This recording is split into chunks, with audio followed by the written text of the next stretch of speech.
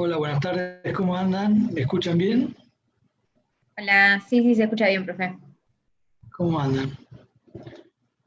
Bueno, eh, con ganas de trabajar duro hoy. Hoy tenemos para ver, digamos, este, ya entramos en algo que es mucho más interesante, que ya empezamos a ver la técnica de liquidación, digamos, ¿no? Eh, a ver, ¿podemos prender las cámaras, por favor? ¿Mm? ¿Puedo verlos? Hola Alicia, Daniel, Alba, Lara, Franco. ¿Quién me queda? Y acá me queda un grupo que no les veo la cara. No sé. Acá Valentín, perfecto. Así los tengo y los conozco. Imagínense si ustedes después van a dar el examen, ven el examen y no les tengo ni siquiera vista la cara. Bueno, algunos ya los tengo más identificados porque participan bastante, pero como Patrick. Pero bueno. Les decía, hoy vamos a entrar ya a ver lo que es la técnica de liquidación, digamos, con todas las herramientas que hemos tenido durante las últimas clases que hemos visto, que eran clases más bien teóricas, si bien tenían una aplicación práctica, un correlato práctico, pero eran clases, digamos, que son, tanto la teoría como la práctica son meramente teóricos, ¿no? Ahora vamos a entrar a ver cómo se hace una declaración jurada. Empezamos a ver todos, desde la teoría y desde la práctica, casos en donde nosotros vamos a tener herramientas como para empezar a armar la declaración jurada, que tiene, digamos, tres patas, tiene tres componentes que ustedes tienen que saber qué es lo que hay que hacer. Esto incluso cuando ustedes tienen un cliente y lo primero que uno tiene que hacer, digamos, es, bueno, determinar el impuesto. Entonces, ¿qué vamos a hacer? Le vamos a pedir a ese cliente que traiga toda la información o que aporte toda la información respecto de cuáles han sido sus ingresos de cuarta categoría, por ejemplo, si tuvo sueldos en relación de dependencia, si, si los honorarios, que facturó y qué es lo que cobró en el año fiscal, si tiene inmuebles, si esos inmuebles los alquiló, cuáles fueron los gastos de esos inmuebles. Eh, bueno, toda información que nos va a llevar a armar la declaración jurada. Si es un cliente que tiene un servicio continuo de parte del estudio, porque nosotros le llevamos la contabilidad, le llevamos los impuestos, bueno, mucha información va a estar en el estudio, pero siempre tiene información que aportar. Entonces, vamos a pedirle también información sobre algunas cuestiones personales, si no tiene casa habitación, se alquila, si tuvo un préstamo hipotecario y pagó intereses, si tiene deudas, los gastos del consumo de la tarjeta, etc. ¿Por qué? Porque nosotros tenemos, por un lado, que determinar el impuesto. Por otro lado, tenemos que determinar cuáles han sido las variaciones que ha tenido ese contribuyente con respecto al ejercicio anterior, variaciones patrimoniales. Y por último, el consumo, el consumido. Es decir, esas son las tres cosas, son las tres herramientas que tiene la declaración jurada de la persona humana. ¿Está bien? Determinar el impuesto. Y después, ¿qué pasó? Es decir, que nosotros determinamos el impuesto, ¿por qué? Porque declaramos ingresos, tuvimos una ganancia, y esa ganancia nos tiene que servir para justificar dos cosas. O que pudo incrementar su patrimonio, ganó mucha plata y con esa plata tiene un plazo fijo o compró un auto y lo financió desde ahí. O para justificar variaciones del consumo. Viajó a Europa, cumpleaños de 15 de la hija, etc. Todas esas cosas son manifestaciones indirectas, pero son los pasos que nosotros tenemos que tener a la hora de armar la declaración jurada. ¿Sobre qué vamos a trabajar ahora? Vamos a trabajar sobre la determinación del impuesto. Yo les voy a compartir ya, yo desarmé un Power también. Estos fueron subiéndolos, ¿no? Se subieron al aula, ustedes los tienen, ¿no? Todos. Sí, hasta de la clase anterior están en el aula. Él está en el aula, bueno, fenómeno. Esto que creo que yo se los mostré es un esquema de liquidación en un diagrama, ¿no? Es decir, muy, muy sintético. Pero fíjense que nosotros acá, ¿en qué vamos a trabajar en estos prácticos o en estas clases teóricas que nosotros tenemos? Vamos a trabajar en esta parte, en esta partecita que nosotros tenemos acá, que es la ganancia. Vamos a determinar la ganancia neta de primera, la ganancia neta de segunda, la ganancia neta de tercera, la ganancia neta de cuarta. ¿Y cómo se llega a esa ganancia neta? Bueno, vamos a tener ingresos de primera categoría menos las deducciones, tenemos la ganancia neta de primera. Ingresos menos deducciones de segunda, la ganancia de segunda. En la ganancia de tercera, que son las rentas de las empresas, de los sujetos empresas, pero sujetos empresas que están en el artículo 53, incisos B, D y C, es decir, a ver, una empresa unipersonal, una sociedad simple, una sociedad colectiva, donde no es la empresa donde recae la cabeza del impuesto, sino que el impuesto cae en cabeza de cada uno de los socios. Entonces, ellos van de las utilidades impositivas, van a asignar en cabeza de los socios la parte que le corresponde por su participación en esas utilidades o en ese capital. Y lo va a declarar como una ganancia de tercera categoría. Y la empresa unipersonal 100% se integra al socio, al dueño, a la persona humana, y lo va a declarar como una renta de tercera. ¿Qué va a tomar acá? Vamos a tomar el precio de venta, vamos a tomar, digamos, el valor de las ventas, vamos a tomar el costo de venta, todo de lo que se produjo en el año fiscal, que es el año calendario, y deducir determinados gastos que tienen que ver con la actividad. Acá en las de cuarta lo mismo, vamos a tomar honorarios, vamos a restarle los gastos que tienen que ver con la actividad. Nosotros vamos a ver hoy que son gastos necesarios para obtener y mantener ganancias grabadas, y definimos la ganancia neta de cuarta. Bueno, la clase de hoy vamos a trabajar sobre esta partecita del esquema de liquidación del impuesto. Hoy vamos a ver esto. Después vamos a ver, como en otros prácticos, que están separados las deducciones generales, que las deducciones generales, ¿qué serían? Serían aquellos gastos que no tienen que ver con conservar y mantener ganancias grabadas, pero que la ley permite su deducción. Vamos a poner un ejemplo, el servicio doméstico.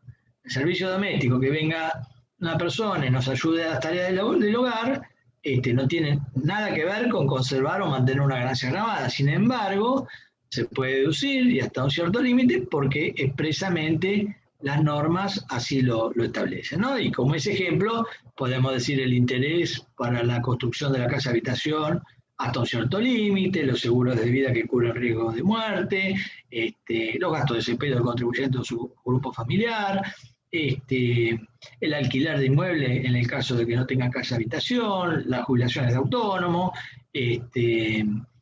y todos esos tienen un tope puede tener un tope que está fijado en un valor fijo. Una vez que a estas ganancias de las cuatro categorías le restamos estas deducciones generales, tenemos la ganancia neta antes de donaciones, prepaga y gastos médicos. ¿Y por qué? Porque lo que yo abone, por ejemplo, una donación, después voy a tener como tope el 5% de esta ganancia neta. Pero bueno, esto es lo que va a venir después, digamos, para armar la declaración jurada de una persona humana, que es hasta donde deberíamos llegar para el primer parcial. Es decir, no a la liquidación integral de la liquidación integral para la persona humana del impuesto a las ganancias, pero sí a llegar a la ganancia neta y a poder determinar el impuesto. ¿Está bien? Entonces, bueno, vamos a ir analizando. Si es necesario, vamos a volver a este cuadro para saber y para ubicarnos dónde estamos presentes, pero este cuadro es importante, es un esquema de liquidación, ¿cierto? Bien. Acá no le dije nada tampoco si hay renta de fuente extranjera y si hay imposición cedular. Simplemente renta de fuente argentina, esquema global, ganancias de primera, segunda, tercera y cuarta, como para entender los conceptos. Vamos a este punto. Y perdón, déjenme volver acá. Cuando yo digo ganancia neta, les dije, ingresos menos deducciones, tengo una ganancia. Es decir, ¿qué es lo que grava el impuesto a las ganancias? Bueno, eso lo teníamos en el artículo 1 de la ley, primer párrafo. Todas las ganancias que obtienen personas de existencia humana y personas de existencia visible están bajo este impuesto. ¿Qué es la ganancia? Bueno, es la diferencia entre el ingreso y la deducción, entre la venta, el costo de venta y los gastos. La ganancia, el resultado. Muy bien. Entonces, fíjense acá que el artículo 23, un poco, nos está marcando ese esquemita que hablamos nosotros, porque dice, para establecer la ganancia neta, se restarán de la ganancia bruta los gastos necesarios para obtenerla, o en su caso, conservar la fuente de cuya deducción admite esta ley, que admite esta ley. Entonces, ¿qué es lo que nos está diciendo esto digamos, en un lenguaje más sencillo? Que yo tengo que a las ganancias brutas, o sea, ventas menos costos, le voy a reducir el resto de los gastos, en el caso de un esquema de un sujeto empresa y que tenga una empresa unipersonal, por supuesto, voy a restarle todos los otros gastos que son necesarios para obtener y mantener esa ganancia. ¿Qué quiere decir? Voy a restarle los gastos que tengan que ver con esa actividad. Con esa actividad, es decir, algo que esté vinculado con la actividad. Entonces, nosotros, acá el artículo 23, entonces nos va a dar una pista de cómo nosotros tenemos que manejarnos en ese esquema de liquidación. Después va a decir que al resto, digamos, al establecer la ganancia neta sujeta a impuesto, se van a restar del conjunto de las ganancias netas de primera, segunda, tercera y cuarta, las deducciones que autoriza el artículo 30. Entonces, fíjense en el esquema, nos está hablando de este esquema, digamos, a las ganancias netas de las 4 categorías, deducidas, estas deducciones generales que admite la ley, estas no son necesarias para obtener y mantener ganancias grabadas, sino que la ley misma nos permite su deducción, y restado los quebrantos de ejercicio anteriores, podemos restarle las deducciones personales del artículo 30 para poder llegar a la ganancia sujeta a impuesto. Esta ganancia neta sujeta a impuesto es la que luego va a ir a la escala del artículo 94 y sobre la cual vamos a determinar un impuesto para las personas humanas y sucesiones indivisas que es progresivo, tiene una escala que va del 5 al 35% en función de los tramos de ganancias que se hayan determinado acá, en esta ganancia neta sujeta a impuesto. La ganancia neta sujeta a impuesto es sobre la cual se va a calcular luego el impuesto conforme a esta escala del artículo 94. ¿Se acuerdan que nosotros hablamos que sujeto empresa, que eran empresas unipersonales o sociedades simples como sociedades de hecho, y las personas humanas, todas tributan en este esquema progresivo, en el esquema global y de manera progresiva. En cambio, los sujetos que estaban en el artículo 73 y que eran las sociedades regularmente constituidas, que aparecen ahí, las sociedades anónimas, las SAO, las SRL constituidas en el país, y todos los que aparecen ahí, esos tributan una tasa proporcional, es decir, en el caso del año 2020 es el 30%. Bien, pero este artículo, digamos, lo que hizo un poco fue explicar, este artículo 23 explica un poco la técnica de esta liquidación y cómo llegamos nosotros a la ganancia neta sujeta a impuesto.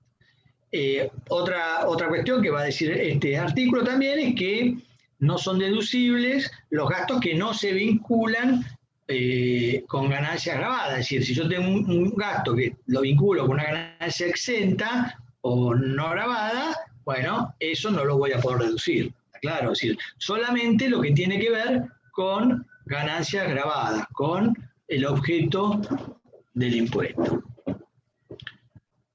Bueno, y vamos a ver entonces, en este esquemita, que nosotros decíamos que cuando leíamos el artículo 2 de la ley, el copete, digamos, el encabezamiento, ya nos daba idea, cuando hacía la definición legal de ganancias, de que el impuesto iba a haber categorías del impuesto, ¿no? Porque el artículo 2 dice, sin perjuicio de lo dispuesto en cada categoría, y aun cuando no se indique en ella, entonces nos está dando este encabezamiento el entendimiento de que va a haber distintas categorías en ganancias. Entonces, vamos a empezar por definir todas las rentas que tienen que ver con la primera categoría. La primera categoría, esta que está acá, son las ganancias provenientes del suelo. ¿Se acuerdan ustedes cuáles eran? Estas están en el artículo 44 de la ley. A ver. El alquiler, por ejemplo. ¿Cuál? Alquiler, por ejemplo, el alquiler. Alquileres. Alquileres de inmuebles, perfecto. ¿Qué más?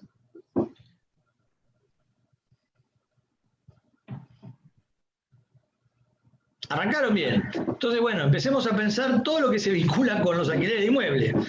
Alquileres de inmuebles, los derechos reales o derechos digamos, el caso de las anticresis, uso, derechos reales que se constituyan sobre inmuebles, todo el valor de las mejoras que no tengan que ser indemnizadas por el propietario, los impuestos a cargo del inquilino, que no se debe, que también no deban ser indemnizados por el propietario, el valor de la mejora, que no tiene que ser indemnizada por el propietario, el valor locativo de los inmuebles cedidos gratuitamente o a un precio no determinado, el valor locativo de los inmuebles utilizados para fines de recreo o veraneo, y también el alquiler de cosas muebles que se dan conjuntamente con el alquiler del inmueble. Y por último, la ley va a decir la sublocación del inmueble también se considera ganancia de primera categoría.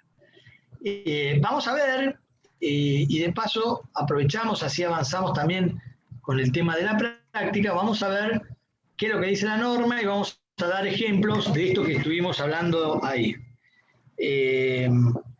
Fíjense, entonces, arrancaron bien, dijeron, bueno, ganancias de primera categoría son las rentas del suelo, artículo 44, y lo primero es esto, alquiler de inmuebles urbanos y rurales. Acuérdense que también es importante porque nuestro sector, nuestra economía, es decir, el sector agropecuario es muy importante, entonces todos los arrendamientos rurales, saber que tributan en el impuesto a las ganancias. Y acá también en el enunciado, ustedes van a ver, si ven la ley o la tienen cerca, dice, en tanto no sean incluidos como ganancia de tercera categoría. Se debe considerar como ganancia de primera y hace la enunciación. ¿Por qué? Porque si ustedes son una sociedad anónima y alquilan un inmueble, ese alquiler del inmueble hecho por la sociedad anónima no es una renta de primera categoría. ¿Está claro? Perdón, no es una renta de primera categoría, es una renta de tercera. Las rentas de las sociedades son rentas de tercera categoría.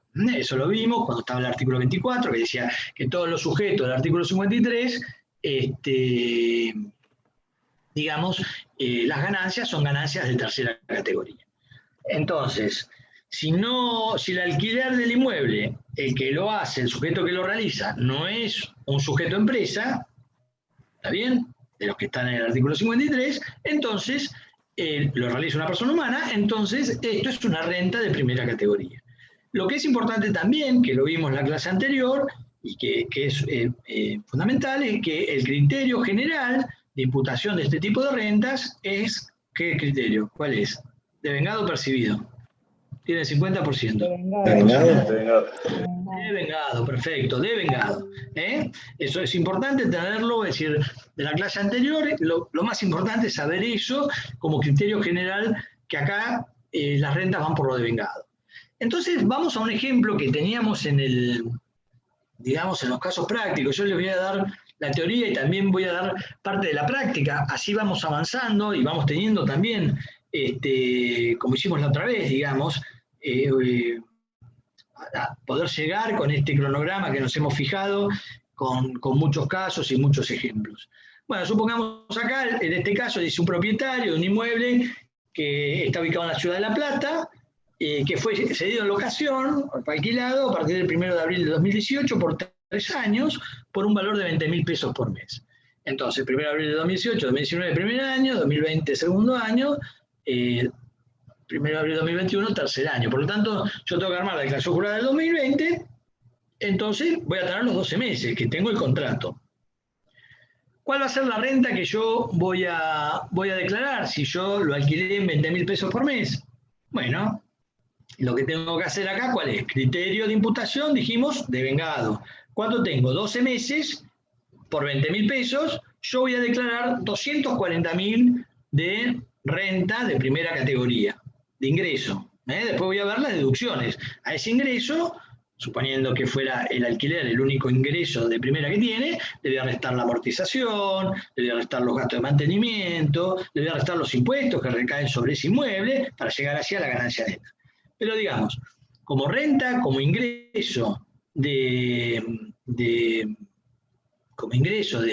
primera categoría, yo tengo el alquiler va por lo devengado, multiplico la cantidad de meses por el valor del alquiler mensual y obtengo la renta o el ingreso anual de primera categoría por el alquiler de ese inmueble.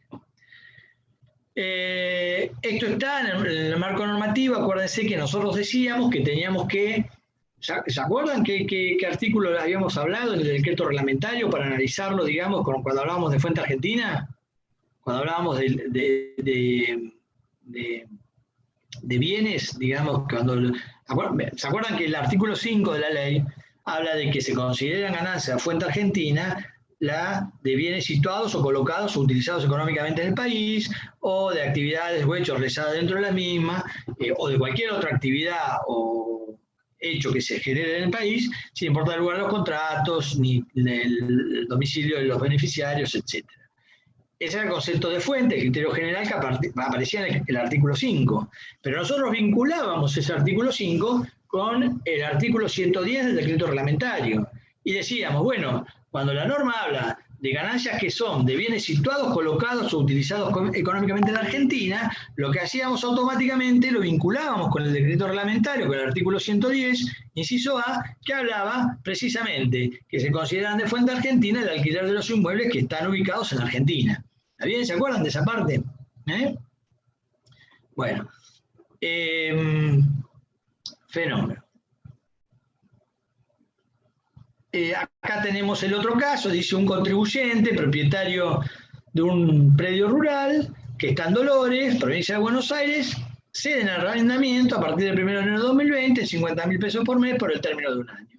Bueno, entonces acá lo mismo, es decir, tengo que multiplicar los 50.000 por los 12 meses, tengo 600.000 pesos de ingreso por alquiler. Después veré los gastos que tengo, el impuesto inmobiliario, el impuesto complementario del inmobiliario, gastos de mantenimiento en base a comprobantes reales, porque después vamos a ver que ahí no hay la posibilidad de tener la presunción de gasto de mantenimiento. Bueno, pero es una renta de primera categoría. Entonces, vimos ejemplos de esto de que es renta de primera. Alquiler de inmueble urbano, alquiler de inmueble rural. Después, en el punto B, dice, bueno, cualquier especie de contraprestación que se reciba por la constitución a favor de terceros de uso de derecho de usufructo, uso, habitación, anticresis, superficie, otros derechos reales. Es decir, una hipoteca que está garantizada con un inmueble que está ubicado en el país y por eso se recibe una contraprestación. Bueno, esto también es una renta de primera. Después dice el valor de las mejoras, esto estamos en el artículo 44, inciso C, el valor de las mejoras que introduce el inquilino y que no tiene que ser indemnizado por parte del propietario. Es decir, una persona, yo alquilo el inmueble y decide construir otra pieza, o dos piezas, porque tiene 3 hijos y quiere tener una pieza para cada uno y solamente tenía una habitación. Bueno, ese valor que le genera, en la medida que no tenga que ser devuelto por el propietario del inmueble, o sea, ¿por qué? Porque si yo hago la mejora y después el inquilino me la descuenta los alquileres, bueno, estoy cobrando, digamos, en especie de alquiler, digamos, una forma de cobrar ese alquiler de una manera distinta que no sea en efectivo. Pero acá se trata de mejoras que realiza el inquilino y que no tiene que indemnizar el propietario. Bueno, esto lo vamos a ver, digamos, para analizar el marco normativo. Es fundamental tener presente que, bueno, está en el 44C de la ley, ¿no? Y tenemos que ver el artículo 110, inciso F del decreto reglamentario, eso por un lado.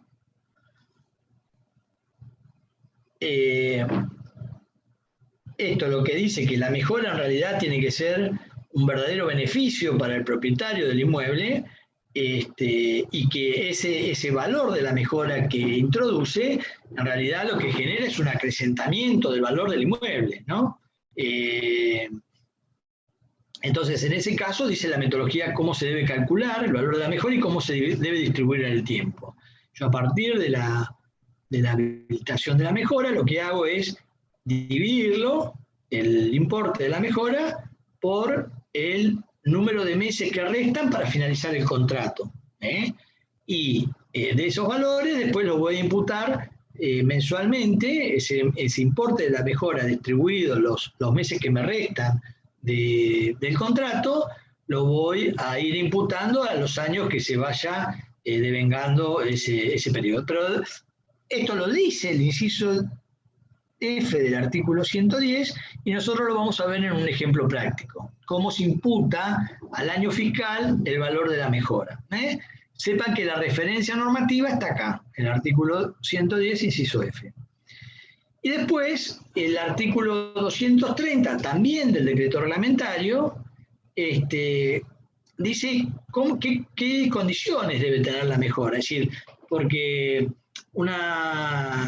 no debe confundirse la mejora con un gasto de mantenimiento.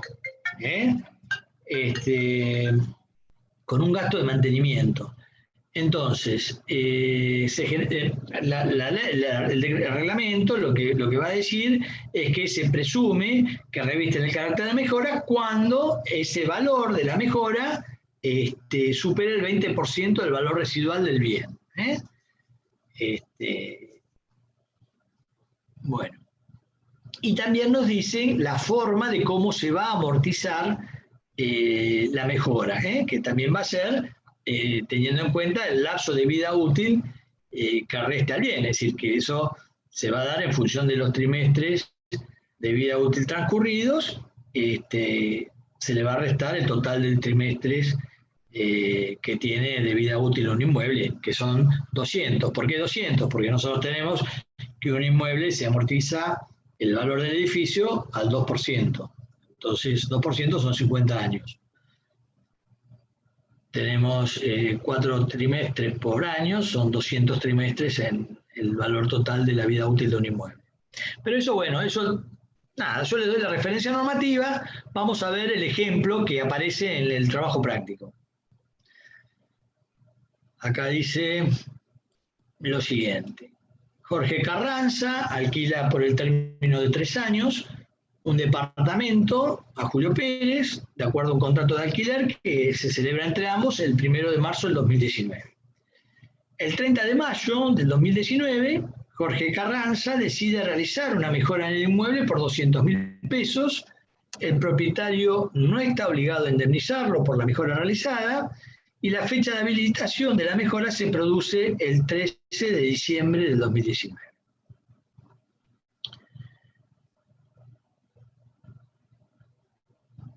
Entonces, yo acá tengo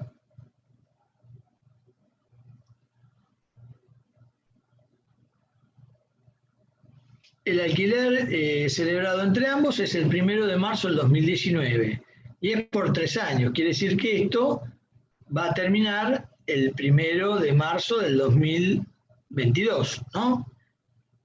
Ahora, el 3 de mayo realiza la mejora y la mejora se habilita en diciembre de 2019.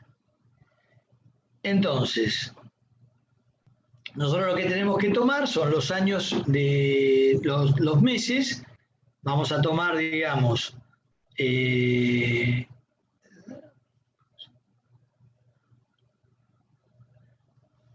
bueno, tenemos que tomar desde la fecha de habilitación de la mejora, pongamos que es en mayo del 2019, no en diciembre, sino que es en mayo del 2019. Entonces tomamos de la fecha de habilitación de la mejora hasta el cierre del ejercicio transcurren 8 meses. Después, en el 2020 tengo 12 meses, en el 2021 tengo 12 meses, y en el 2022 voy a tener 2 meses, voy a tener de enero y febrero. ¿Qué es lo que voy a hacer? Voy a tomar el valor de la mejora, que son 200.000, y lo voy a dividir por la cantidad de meses transcurridos desde la habilitación a la fecha que finaliza el contrato. Acá acuérdense que la fecha de habilitación se produce el 3 de mayo.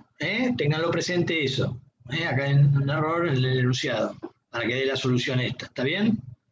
Bueno, entonces, 200.000 lo divido por los 34 meses que restan para la finalización del contrato y me da que por mes yo tengo 5.882,35.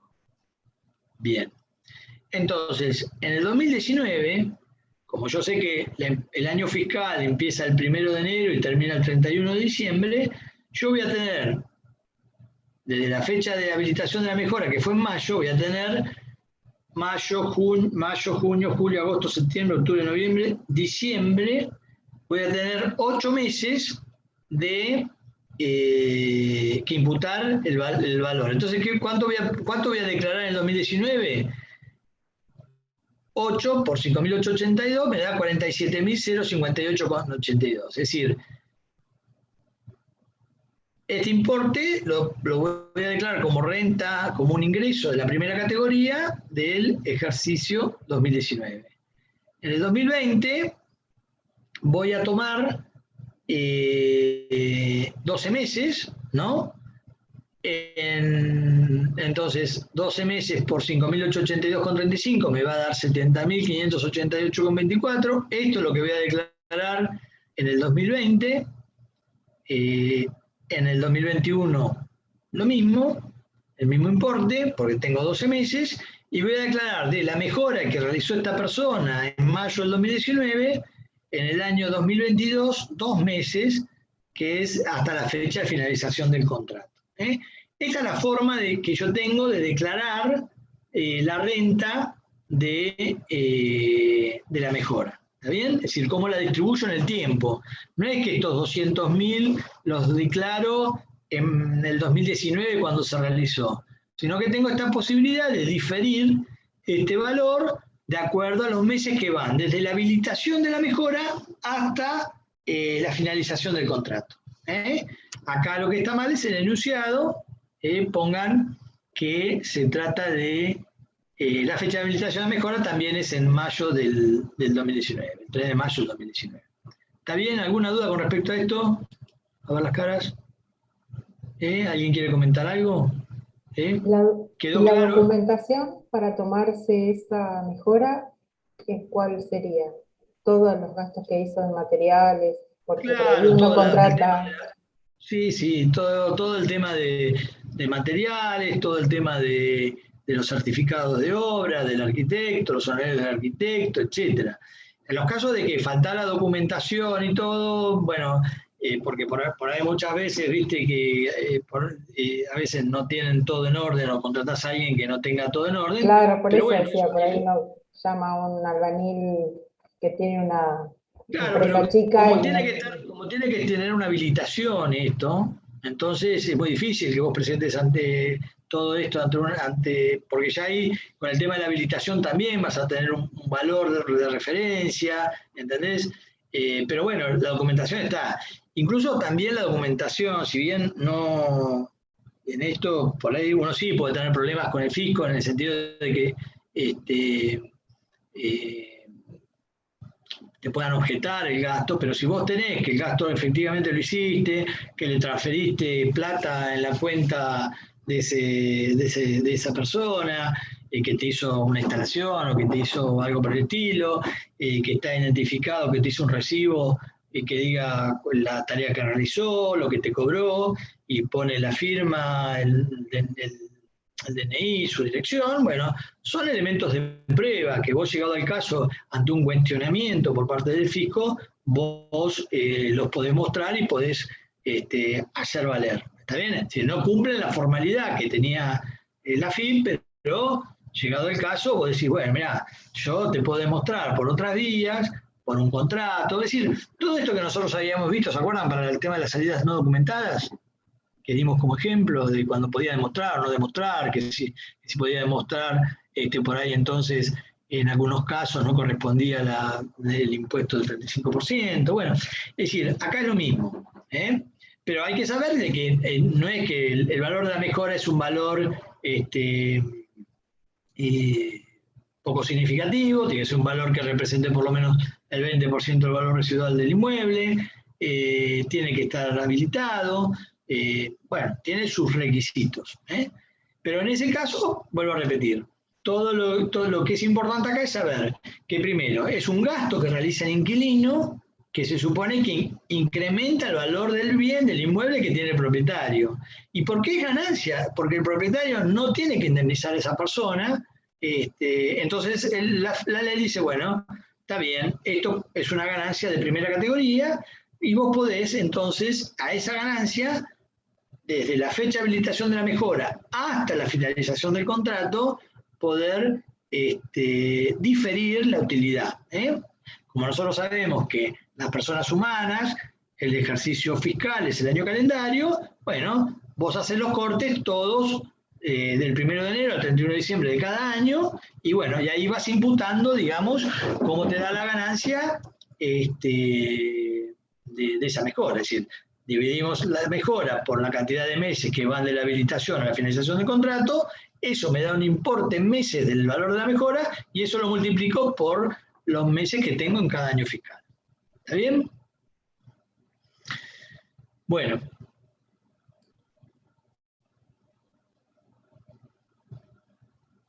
Acá Micaela me dice que no tiene cámara. Sí, no hay problema, en esos casos no hay problema. El resto de los casos, si pueden prender las cámaras, mejor, pero bueno, no hay problema. Bueno, volvamos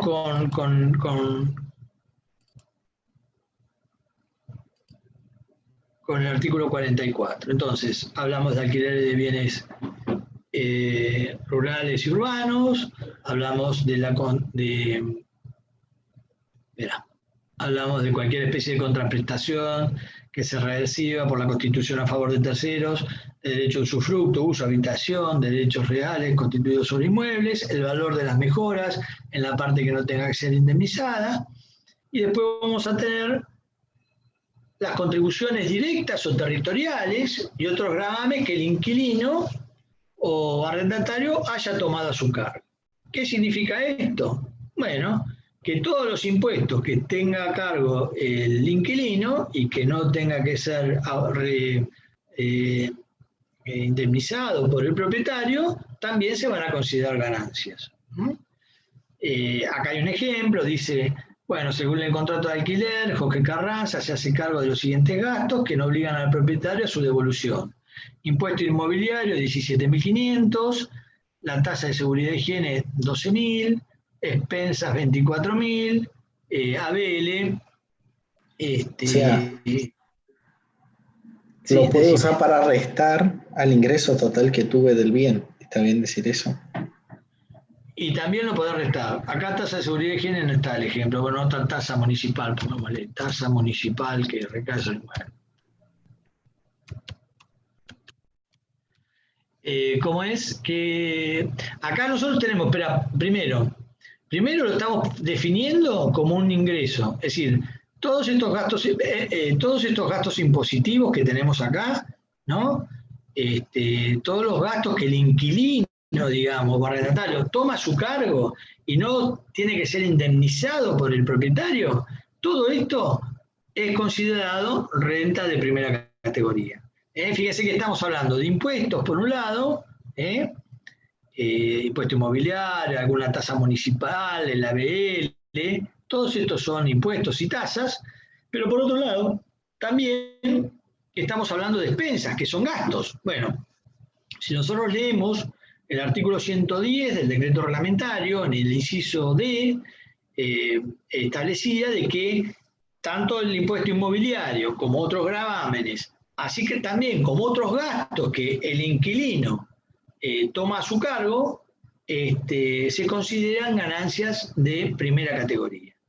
Ahora bien, por un lado considerás como ganancia, pero también está lo que dice Patrick. También yo esto lo puedo considerar como un gasto. ¿Por qué? Porque se trata de impuestos que recaen sobre bienes que producen ganancias y porque también es una deducción que está perfectamente admitida, ¿no? Es decir, todo lo que tiene que ver con los impuestos, todo lo que tiene que ver con la tasa municipal y el ABL, son impuestos que recaen sobre un inmueble o un bien que produce ganancias.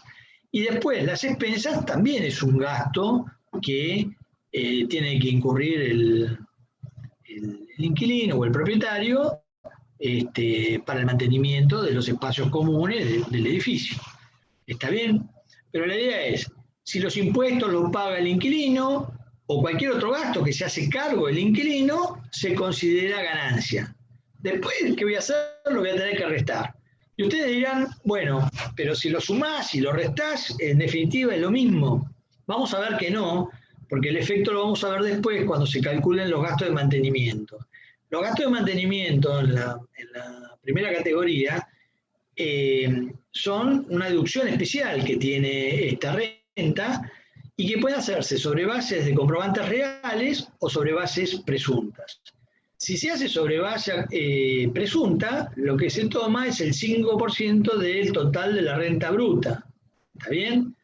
Entonces, si a mí me da lo mismo la cuenta poner estos 66.000 que no ponerlo. Suponete que tenés un millón de pesos de alquiler y tenés 66.000 de impuestos a cargo del inquilino.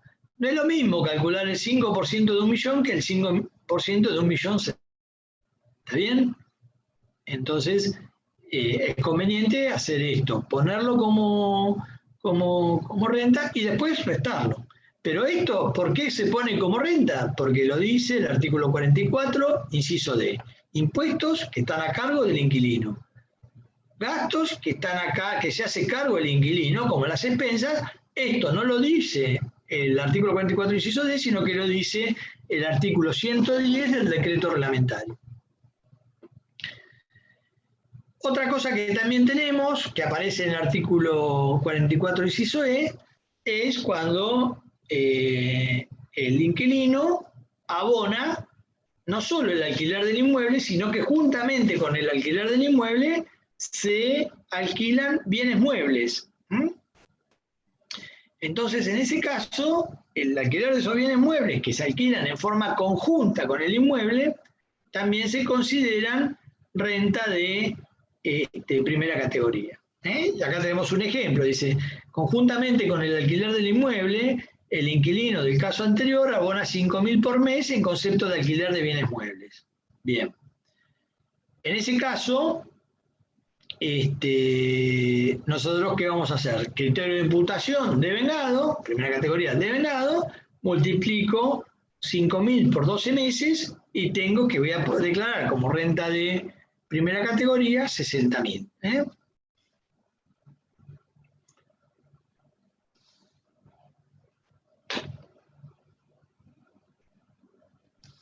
El valor, digamos, de los bienes muebles, digamos, que se van a alquilar en forma conjunta con el inmueble, integran el precio por el uso de ese inmueble y por lo tanto se consideran ganancias de primera categoría. Nosotros vamos a ver después que el alquiler de los bienes muebles solos, no que tenga que ver con el alquiler de un inmueble, es renta de segunda. Acá lo que nosotros estamos haciendo es alquilar el inmueble juntamente con bienes muebles. Bueno, otra cuestión que tiene como renta la primera categoría es el tema del valor locativo. El valor locativo que los propietarios ocupan en los casos de inmuebles que están destinados a recreo, veraneo u otros fines semejantes, ¿no? Acá, para ver lo que es el valor locativo es el valor que yo sacaría si yo, en lugar de ocupar ese inmueble, lo hubiera alquilado. ¿Está bien? acá tenemos que ver el artículo 45 de la ley, que nos va a dar esa definición. Dice, se presume, salvo prueba en contrario, que el valor locativo de todo inmueble no puede ser inferior al valor locativo de mercado que rige para la zona donde el inmueble está ubicado. Bueno, acá lo que nos da una pauta de que yo ese valor locativo que defino no puede ser menor al valor de mercado del lugar donde está el inmueble. Supongamos que yo tengo un inmueble en Villa Gesell, como tenemos en el ejemplo acá, que dice el contribuyente tiene una casa en Villa Gesell y la ocupó los meses de enero y febrero junto a su familia. El alquiler que se obtendría por alquilar ese inmueble sería en enero 120.000 y en febrero 100.000. Bueno, en este caso el valor locativo, ¿cuál va a ser? Va a ser 220.000 pesos. Es decir, el valor que si yo no lo hubiera ocupado, ese inmueble y lo hubiera alquilado, sacaba 220.000 pesos. 220.000 pesos puede ser un valor razonable en esa zona. Si hubiera dicho que en enero el valor locativo son 20.000 pesos y en febrero son 10.000, bueno, ese valor irrazonable, la AFIP lo cuestionaría. ¿Por qué? Porque la norma dice que nunca puede ser el valor locativo tener un valor inferior a el alquiler de ese inmueble de acuerdo a la zona donde lo tiene alquilando.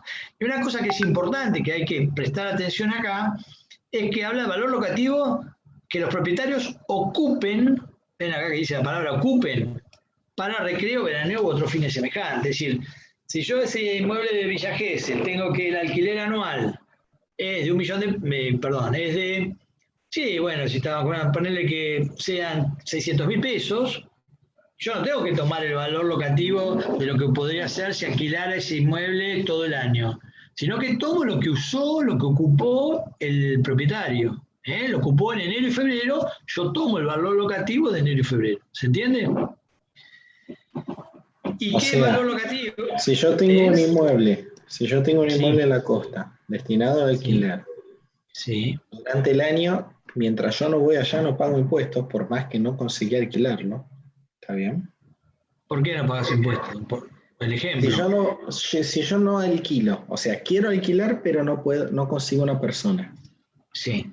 En verano me voy a la costa y lo uso 2 meses. Sí. Hago lo que corresponde a los 2 meses que usé mi departamento. Claro, tomás el valor locativo de los meses de enero y febrero, que es cuando vos ocupaste ese departamento. ¿Está bien? Ahí es donde se hay que determinar.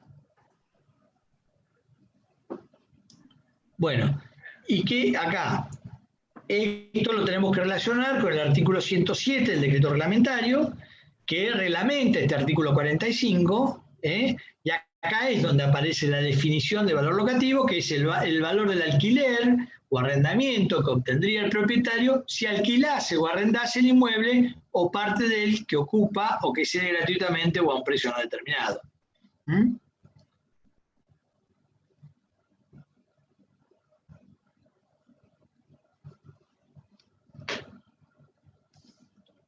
En el caso del valor locativo, arrendamiento cedido gratuitamente o a un precio no determinado, también genera un valor locativo.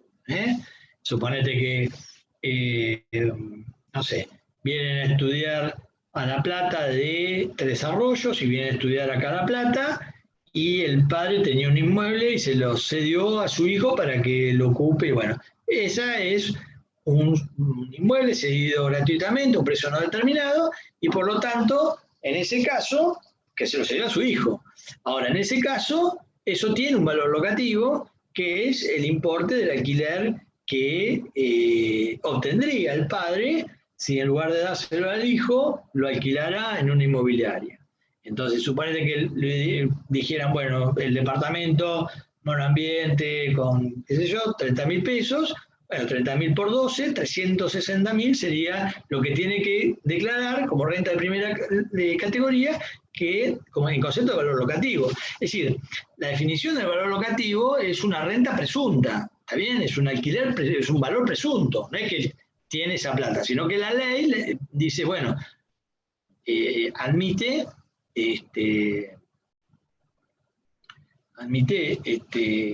eso en carácter de renta. Bueno, y hasta acá tenemos todo visto las distintas categorías de todas las rentas de la cuarta categoría. Esto se los digo, después lo vamos a ver, que es en el caso de que haya arrendamientos, es común que en el caso de los arrendamientos rurales se perciban los alquileres en especie. Bueno, entonces acá el artículo 46 habla de distintos momentos. Uno va a ser cuando se recibe el valor de esos productos en especie, de esos productos primarios en especie, ahí se valorizan los valores de mercado que tengan esos bienes, y ahí ya tengo el valor del alquiler. Eso voy a declarar como renta de primera. Después, la diferencia que tenga, si no vendí esos, suponete que recibió el propietario del arrendamiento rural, recibió 10 toneladas de trigo. Bien, yo tomo, valorizo, eso lo recibió en agosto, lo valorizo al precio de agosto, ese sería el precio del alquiler. Si yo no lo vendí en el ejercicio y me lo quedé al 31 de diciembre, yo tengo que tomar la cotización del 31 de diciembre y, suponete que fuera mayor la cotización, esa diferencia también considerarla como renta de primera categoría de ese periodo fiscal. Y después, si en el ejercicio siguiente vendí esas toneladas de trigo que había recibido, bueno, ahí el precio de venta menos el costo que estaría dado por la evaluación de las existencias del trigo al 31 de diciembre, sería una diferencia que también se consideraría ganancia de primera categoría. Igual, no los quiero confundir con esto. Esto es, sepan que está, después vamos a ver un caso práctico donde está bien detallado, pero lo que define este artículo es que hay 3 momentos a la hora de recibir alquileres en especie, ¿no? Arrendamientos en especie.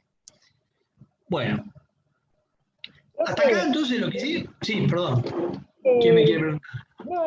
Espera que me fijo acá quién está hablando. Sí.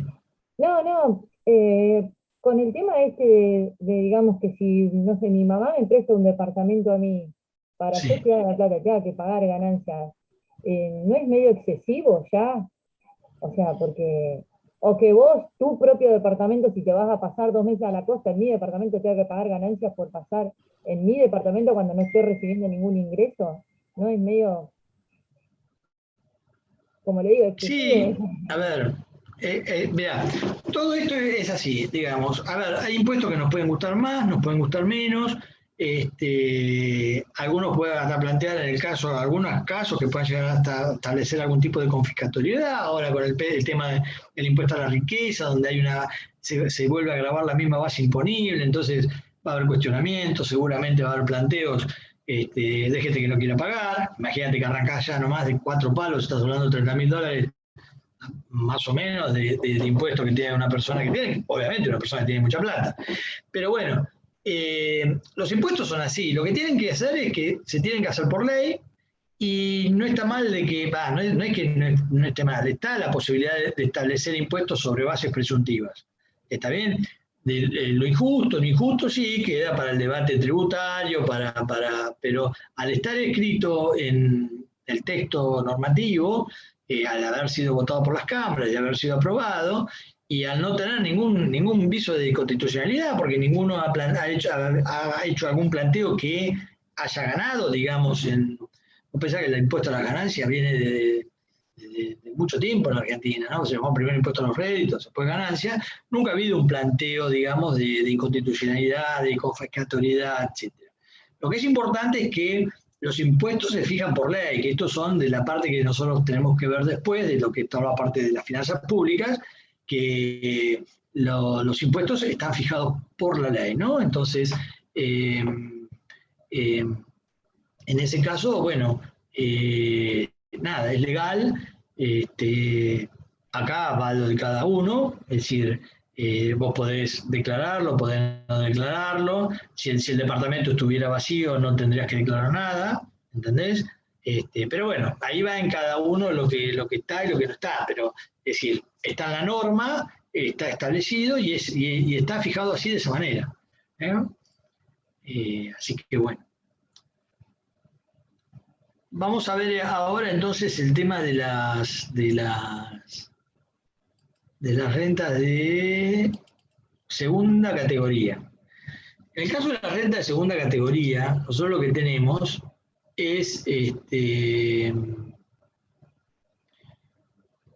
acuerdan que eran las rentas? Bueno, acá yo las tengo acá, que ya están viendo acá en el Power, pero digamos, a ver, vamos a sacar acá, a ver si se acuerdan.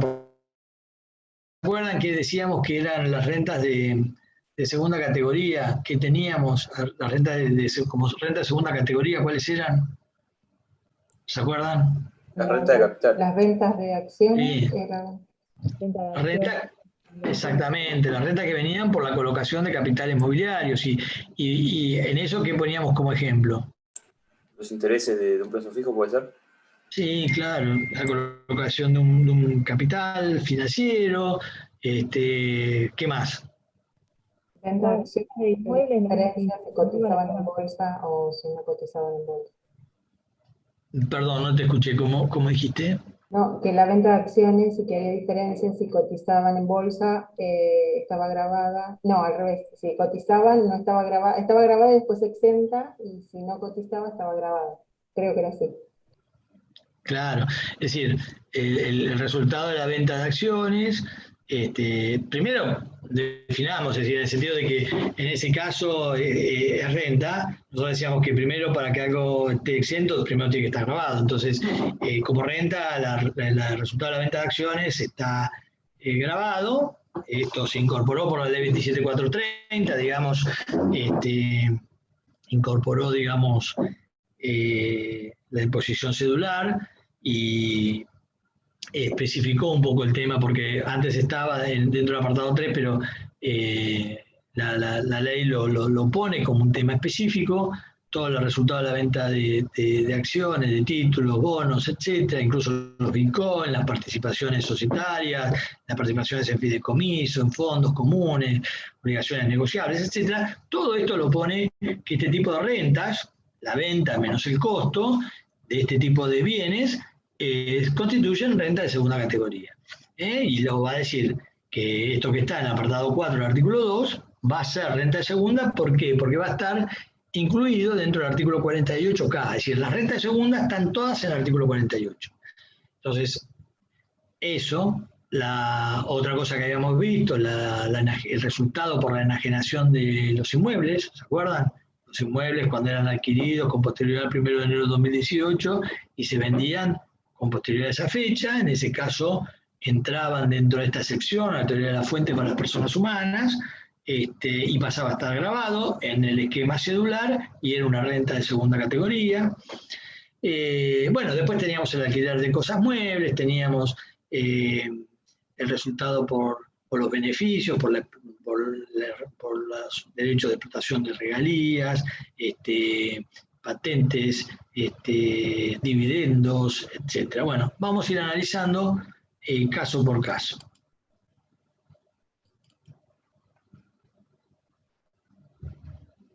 Bueno, fíjense acá que tenemos la renta de títulos, cédulas, bonos, letras de tesorería, debentures, cauciones o créditos en dinero, valores privilegiados o quirografarios, consten o no en escritura pública, y toda suma que sea producto de la colocación de un capital. Es decir, la renta de los títulos, la renta de los bonos, de las letras de tesorería, los debentures, las cauciones, y después termina diciendo cualquier otro beneficio que sea producto de la colocación de un capital. Después, bueno, acá, ¿qué tenemos? En el práctico había ejemplos, yo acá tengo anotado, digamos. Bueno, vamos a un ejemplo cualquiera, es decir, obtiene 7.150 de intereses que estaban provenientes de una caja de ahorro en un mercado, en un banco situado en el país.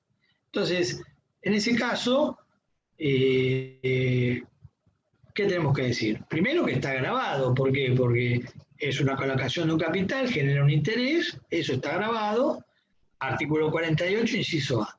Pero luego dijimos, bueno, tenemos que ver que no aparezca dentro de los conceptos que están enunciados en el artículo 26, que es el que habla de exenciones. Bueno, precisamente el artículo 26, inciso H, señala de que los intereses de caja de ahorro que se encuentran depositados en entidades que están sujetas al régimen legal de entidades financieras, van a estar exentos. Establece una exención de los intereses de caja de ahorro. Después, supongamos que en lugar de ser intereses de caja de ahorro, hubieran sido intereses por un plazo fijo. Bueno, lo mismo que lo anterior, es decir, está grabado por el artículo 48, inciso A, y luego exento por el 26H, es decir, señala también que los intereses de plazo fijo en pesos, que están en bancos situados en el país, que se rigen bajo la ley de entidades financieras, la ley es la ley 21.526, ley de entidades financieras, también se encuentran exentos. Supongamos que, analizando también este inciso H del artículo 26, que ustedes lo tenían que para estudiar, digamos, no sé si lo habrán estudiado o no, pero bueno, estaba ahí, está desarrollado, digamos, pero bueno, suponete que hubiera tenido intereses por un plazo fijo con cláusula de ajuste, ¿no? Es decir, en ese caso puede ser un depósito con cláusula de ajuste UVA. Bueno, en ese caso lo mismo, primero grabado y por el artículo 48, inciso A. Y el artículo 26 excluye a los depósitos de tercero que son un plazo fijo que tienen intereses con cláusula de ajuste. Por lo tanto, estos intereses van a estar grabados. Es decir, no la actualización, que la actualización después veremos que está exenta, la actualización está exenta en el artículo 26, inciso T, pero sí los intereses. Es decir, los intereses de préstamos que tienen cláusula de ajuste, como los UVA, esos intereses pasan a estar grabados. ¿Está bien? ¿Qué particularidad tiene esto? Que esto antes aparecía dentro de la imposición cedular, ¿no? Pero con la ley 27.541, que se sancionó el 23 de diciembre del 2019, se derogó, digamos, lo que era la renta cedular para los intereses para el ejercicio 2020. Entonces, esos intereses de plazo fijo con cláusula de ajuste se van a declarar como renta de segunda categoría dentro del esquema global, es decir, dentro de esto que nosotros teníamos acá, es decir, se van a declarar acá. Acá como renta de segunda. Como ingresos vamos a poner intereses por cláusula de ajuste, plazo fijo UVA, en un país, en una sucursal que estaba de un banco que está bajo la ley de entidades financieras del país. A ver, ¿qué pasaría si yo tuviera intereses, pero es un interés en moneda extranjera en una sucursal de un banco ubicado en el país? Entonces, en este caso, primero grabado, sabemos 48 inciso A, es decir, la colocación de un capital financiero, perdón, vamos a volver por acá. La colocación de un capital financiero, pero, ¿qué pasa? Es en pesos. Lo que está exento son los intereses a plazo fijo en pesos, no los que están grabados, los intereses, perdón, un plazo fijo que está en moneda extranjera. Eso está grabado, ese interés está grabado. Entonces, los intereses de plazo fijo en moneda extranjera, en un banco del país, eso está grabado. Y también van a ir como renta de segunda categoría en el esquema global.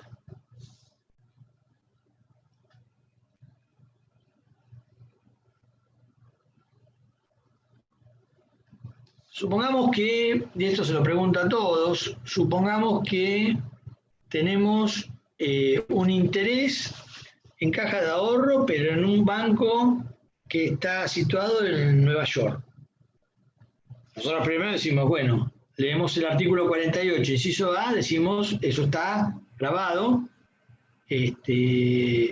artículo 48, inciso A. Ahora dicen, bueno, no, pero pará, lee lo que dice el artículo 26. El artículo 26 dice que están exentos los intereses de caja de ahorro. ¿Está bien eso? Lo que yo les digo. Entonces, en este caso, los intereses de caja de ahorro que están en un depósito, en un banco que está situado en el exterior, ¿estarían exentos? Pasa que ya es ganancia de fuente extranjera, porque es un banco de otro país, ¿no? Claro, entonces está muy bien, es por ahí. ¿Por qué? Porque ese banco, que es una entidad que está fuera del país, está en el extranjero, no se rige con la ley de entidades bancarias, entidades financieras, que era la ley de entidades financieras del país. Entonces, acá la exención, digamos, está para cuando vos tenés un depósito en una caja de ahorro, en un banco que se rige bajo el régimen de entidades financieras de la ley 21.526, que es de Argentina. Entonces, en ese caso no, estaría grabado, está grabado. Y supongamos que hace un depósito, una sociedad anónima, en un depósito y tiene una caja de ahorro y tiene intereses. Esos intereses estarían exentos y la entidad está sujeta al régimen de entidades financieras del país.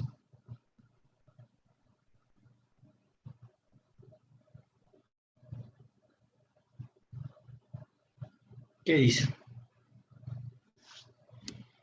¿Repetirías la pregunta? La pregunta es esta. Yo soy una sociedad anónima que tengo una caja de ahorro en el Banco Provincia de Buenos Aires y gané 50.000 pesos de la colocación de ese interés. La pregunta está, ¿esos intereses están exentos?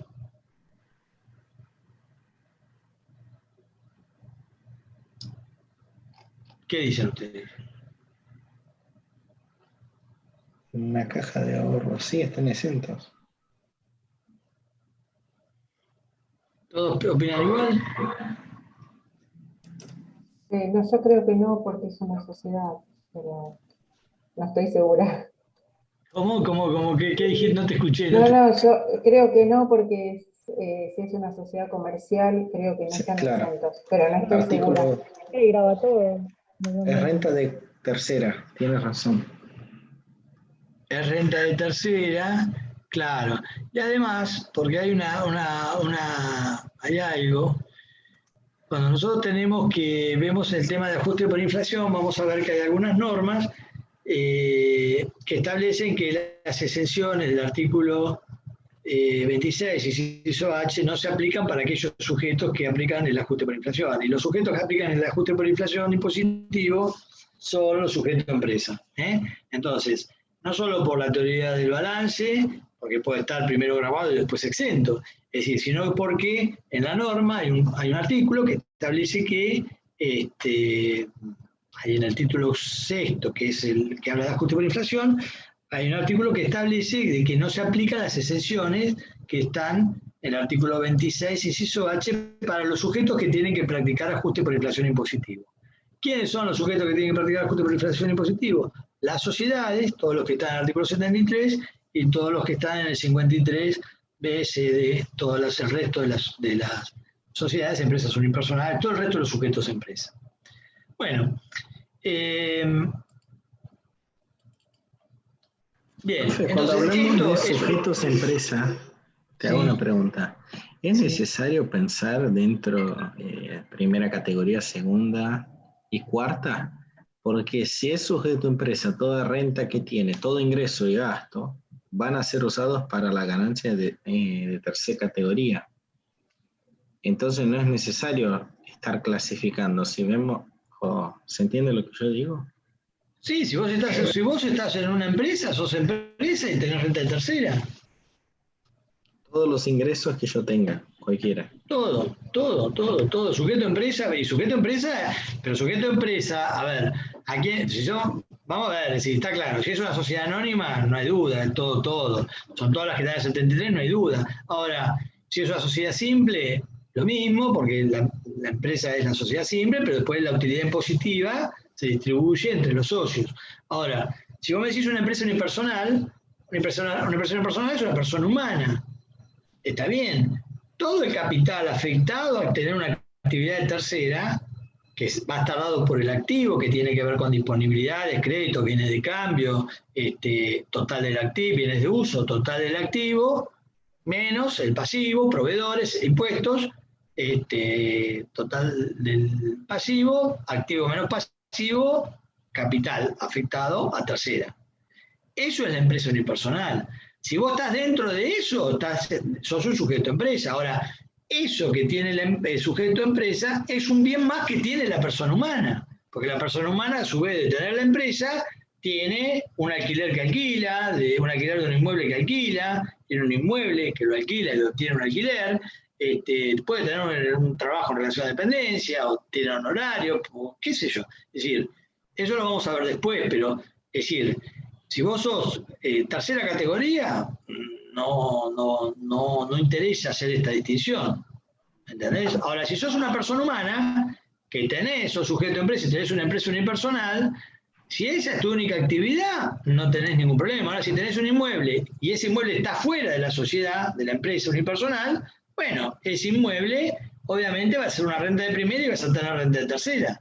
Ahora, si vos alquilás un local que está dentro del patrimonio de la empresa unipersonal, vas a tener una ganancia de tercera.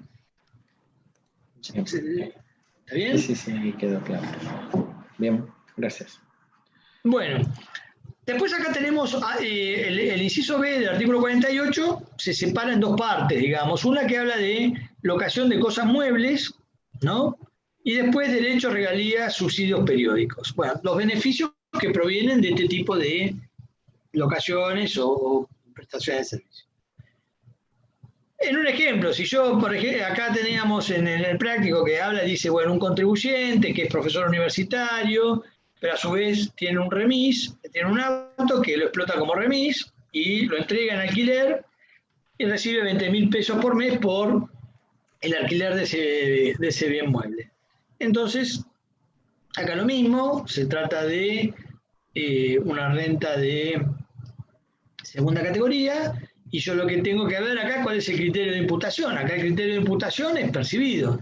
Entonces, suponiendo que, como en el ejemplo a ver qué nos dice, que fue adquirido en mayo del 2018 a un precio de 250, la vida útil son 5 años, en el ejercicio cobró los meses de enero a octubre, no percibiendo el cierre del ejercicio, noviembre y diciembre. Bueno, acá lo que nosotros tenemos que hacer es multiplicar los 20.000 pesos por 10 meses, que son de enero a octubre, que los cobró. Noviembre y diciembre no los cobró. Por lo tanto, va a declarar 500.000 pesos de... Perdón, 500.000 no, 20.000 por 10 son 200.000 pesos en concepto de renta de segunda categoría por el alquiler. Y declaró los alquileres cobrados. Acá va por lo efectivamente percibido.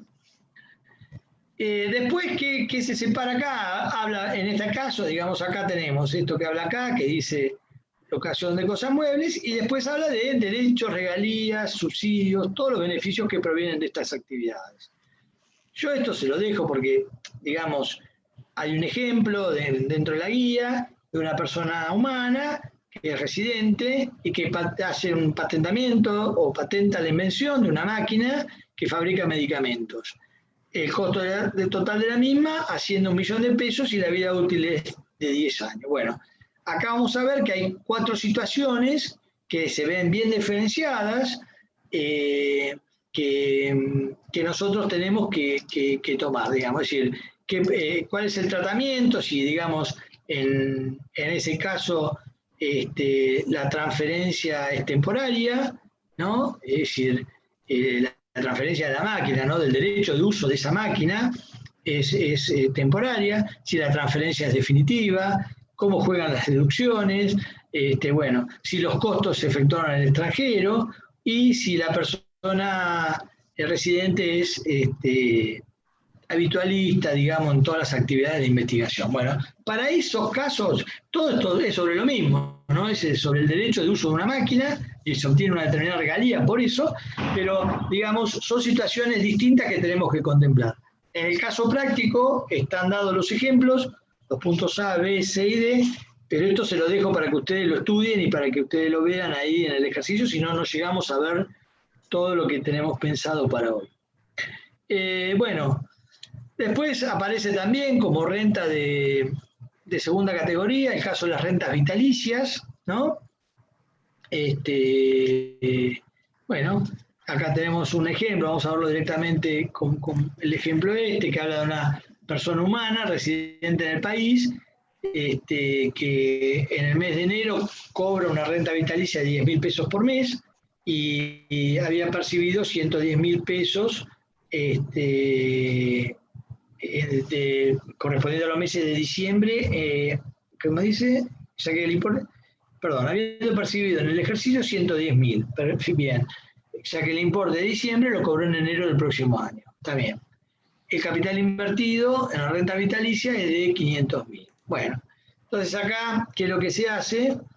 En los artículos que nosotros tenemos es el artículo 48, inciso B. Lo importante es saber que estos 110.000, que son los 10.000 por 11 meses efectivamente cobrados, es renta de segunda. Lo que pasa que en este ejemplo, si nosotros leemos lo que dice la reglamentación, en el artículo 115, dice que además de los gastos necesarios que puede llegar a deducir por ley, se puede deducir un 50% de esa ganancia hasta recuperar el capital invertido. Entonces, en este caso yo tengo la renta vitalicia son 110, tengo una deducción de 55, la ganancia neta de segunda va a ser 45.000 pesos. Y me puedo tomar el total de la deducción admitida porque el capital invertido había sido 500.000. Así que 500 menos 55, que fue la deducción admitida, todavía puedo deducir hasta, o tomar como límite el capital invertido 445.000 pesos.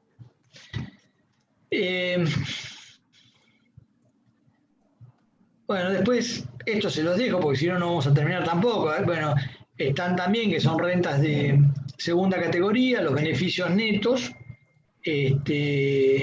provenientes de los planes de seguro de retiro privado, los rescates netos también, acá habla de beneficios netos, acá de rescates netos, de aportes no deducibles por desistimiento de los planes de seguro de retiro, a los que alude el inciso anterior, excepto que sea de aplicación normal del artículo 112. Bueno, yo lo paso, está explicado en el ejemplo cómo sería el caso de lo que debe ser considerado como ganancia neta, pero se lo dejo para que ustedes lo resuelvan. Simplemente saber que los rescates de los planes de seguro de retiro, bueno, hay una partecita que se considera ganancia neta de segunda, ¿no? Que son los rescates netos de aporte no deducible. Acá está explicado cómo se determina ese aporte no deducible. Bueno, y para que tengan una idea, lo que se toma es los aportes que se hizo cada año y lo que se pudo deducir como deducción general. La diferencia son los aportes no deducibles. En el año 2018 fueron 99.003,77, en el 2019 98.000, en el 2020 62.000. La diferencia entre lo que yo hice de aporte, las inversiones que realicé, con las deducciones que me pude tomar.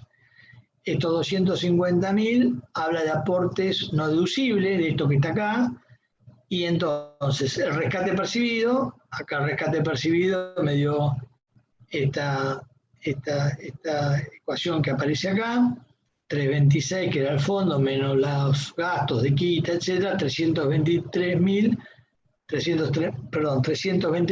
es el rescate percibido. Entonces el rescate menos estos aportes no deducibles me dan como diferencia la ganancia neta. Esto es lo que habla, es un poco explicar lo que dice este punto. Bueno, las sumas de no hacer o el abandono o ejercicio de una actividad. Acá hay que ver que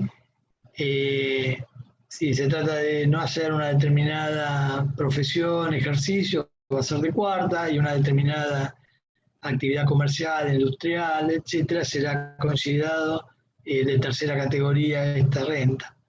Bueno, ya hay un ejemplo, vamos a pasarlo para si no llegamos a terminar. El interés accionario que distribuyen las cooperativas, excepto las de consumo, también es renta de segunda. Bueno, los derechos que se reciban por la transferencia definitiva de derechos de llaves, marcas, patente, inversión, regalías y similares. Acá tenemos un ejemplo, digamos, se toma el precio de venta menos el costo computable. El costo computable es el costo menos la amortización acumulada hasta el periodo anterior al que se produce la baja, y eso nos da ese valor residual o costo computable que a los efectos de determinar la ganancia impositiva nosotros lo vamos a utilizar. En este caso es precio de venta menos costo computable, ganancia neta de segunda son 180.000. Bueno, después tenemos también los dividendos y utilidades en dinero en efectivo. Eso después lo vamos a ver cómo funcionan, porque está, si bien los aplicativos de AFIP no han determinado la forma de ingresar, digamos, el tema de los dividendos y las utilidades, vamos a ver que hay una retención que se toma como paga cuenta, pero eso lo vamos a ver más adelante, no ahora. En el caso también de los contratos originados por los resultados que tienen que ver con derechos y obligaciones emergentes de instrumentos y contratos derivados, y después los resultados por la venta de acciones y la venta de inmuebles, también 48 inciso K se considera renta de segunda categoría.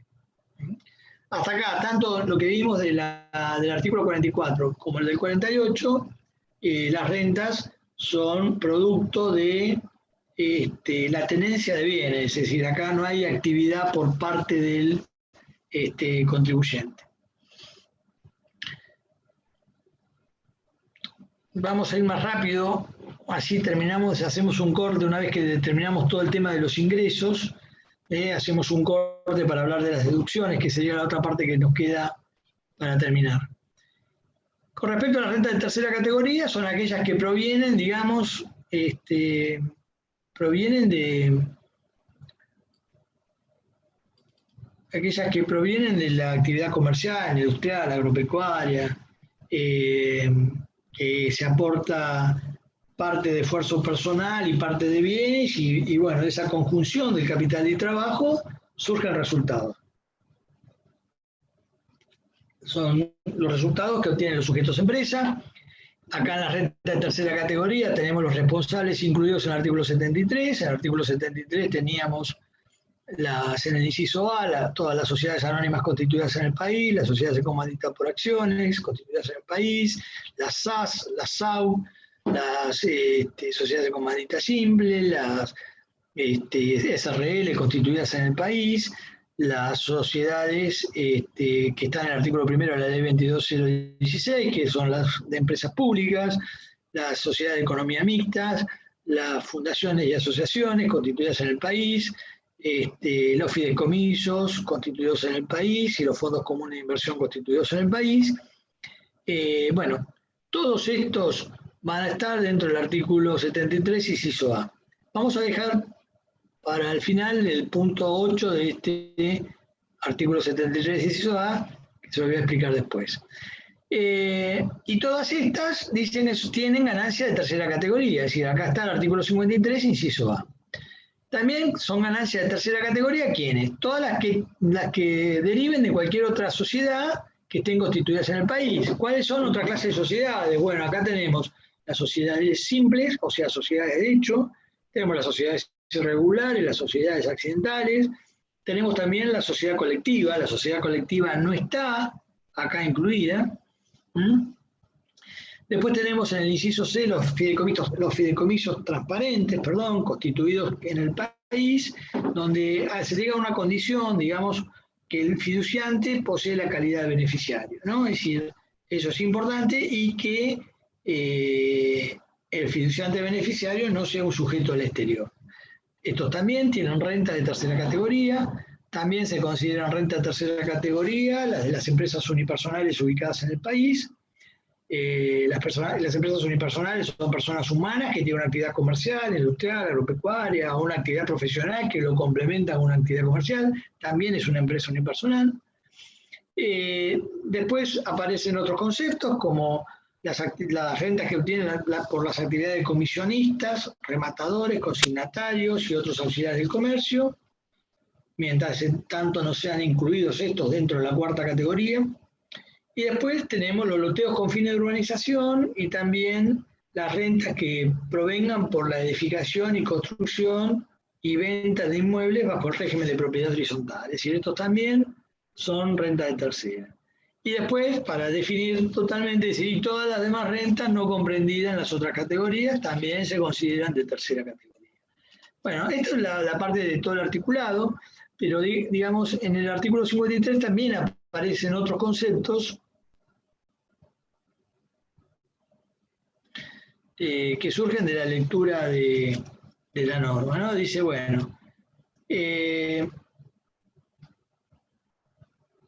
también se considerarán ganancias de esta categoría las compensaciones en dinero y en especie, los viáticos que se perciban en el ejercicio de actividades incluidas en este artículo, en tanto excedan la suma que la FI considere razonable, ¿no? Es decir, bueno, si una persona que trabaja en una empresa se lleva un viático por encima de lo normal o de lo que considera razonable la FI, eso puede ser considerado como una actividad, una renta de tercera categoría. Después, en la última parte, digamos, tenemos que el artículo 82 dice, bueno, cuando yo tengo una sociedad simple o una empresa o un profesional, en este caso habla de la actividad profesional, era el caso de Jaime Ramos, ¿se acuerdan que habíamos visto de este bioquímico? Que la FI pretendía de que fuera considerado como una empresa unipersonal y que en realidad él decía, no, yo no soy empresa unipersonal, ejerzo mi actividad profesional y no lo complemento con una actividad comercial. Entonces, en ese caso, cuando yo ejerzo una actividad profesional y la complemento con una actividad comercial, también obtengo una renta de tercera categoría. ¿Cómo sería el caso? Sería el ejemplo de un veterinario que atiende a los animales, cuida la salud de los animales, pero a su vez vende alimentos para las mascotas o souvenirs, juguetes de mascotas, la casucha, es decir, bueno, correas, matapulgas. Bueno, ahí ¿qué está haciendo? Está complementando su actividad profesional con una actividad comercial. Entonces, en función de lo que dice este último párrafo del artículo 53, se considera una renta de tercera categoría. Se consideraría como un sujeto empresa. Yo decía que la había dejado, bueno, en el artículo 73 también hablábamos de los establecimientos permanentes, ¿no? Que eso también, las rentas que tengan los establecimientos permanentes, o sea, un lugar fijo de negocios que pertenece a un residente del exterior, una oficina, una sucursal. ¿Se acuerdan de esa parte que habíamos visto cuando vimos sujetos? Bueno, esos también tienen renta de tercera. Pero yo decía que dejaba para lo último esto que aparece en el punto 8, inciso A del artículo 73. Bueno, la redacción es la siguiente, dice las sociedades incluidas en el inciso B del artículo 49 y los fideicomisos comprendidos en el inciso C del mismo artículo que opten por tributar conforme a las disposiciones del presente artículo. ¿Qué quiere decir esto traduciéndolo a castellano? Que si yo soy una sociedad simple, por ejemplo una sociedad de hecho, y llevo libros comerciales, no estoy obligado, pero llevo libros comerciales, bueno, en ese caso puedo optar por tributar no a la escala progresiva que va del 5 al 35%, sino que puedo optar por aplicar la escala proporcional que está en el artículo 73. ¿Por qué? Porque punto 8 del artículo 73, inciso A, me habilita esa posibilidad. Ustedes van a decir, ¿por qué querrá alguien tributar, digamos, como una sociedad anónima? Y bueno, habría que ver y hacer los números, pero ustedes fíjense que en la escala progresiva, que va a la alícuota del 5 a 35, y en el 35%, digamos, la mayoría de los contribuyentes se encuentran, por lo tanto, quizás esa sociedad simple decida o les convenga más tributar una alícuota del 30 o del 25%, que va a ser la que tengamos en ganancias para los ejercicios que se inician a partir del 1 de enero de 2021. ¿Cuál es otro requisito? No solo que lleve el libro, sino que una vez que optaron por esa decisión, bueno, la tienen que mantener durante 5 periodos fiscales a partir del primer ejercicio que se hace la opción. Bueno, esto tiene que ver con cosas que ya vimos, pero no las vamos a ver acá, porque es que el resultado impositivo de la empresa unipersonal se asigna íntegramente al dueño de la empresa unipersonal, y las sociedades simples se distribuye entre los socios de acuerdo a su participación en las utilidades. Bueno, nada, esto nada. Y acá tampoco. Son artículos que están vinculados con renta tercera, pero lo vamos a ver más adelante. Hay que saber acá también que los sujetos empresa son los que van a estar dentro del título 6º de la ley, que habla de ajuste por inflación impositivo. Es decir, simplemente no voy a explicar nada de esto.